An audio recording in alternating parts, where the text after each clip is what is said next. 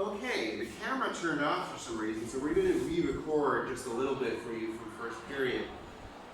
We discussed that the reviews today, next Monday is going to be a quiz, and the week after that we're going to test number 2. So today, Monday, the 16th, quiz review, next Monday, quiz, and the following Monday is the test on the 30th. And the big topic for our quiz and the test is the golden rule of mechanics. So F1 D1 equals F2 D2 is exactly what the golden rule of mechanics is. And we studied this using a lab activity. Specifically, we looked at lifting up a block with a big force F1 for a small distance D1.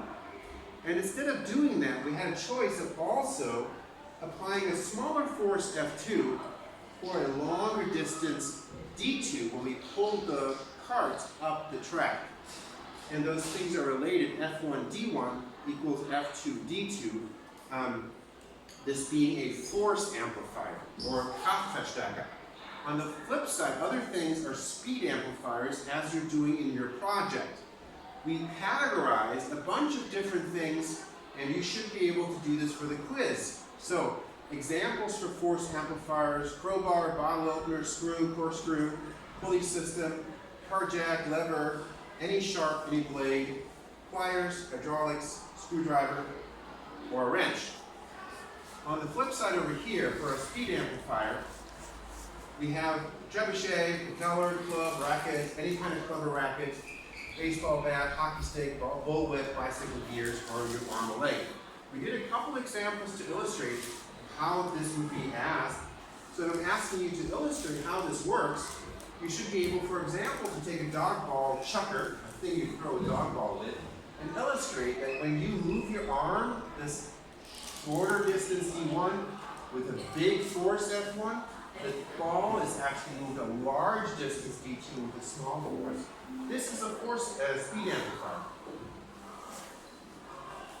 So, possible question could be, is this a force amplifier? Is this a speed amplifier?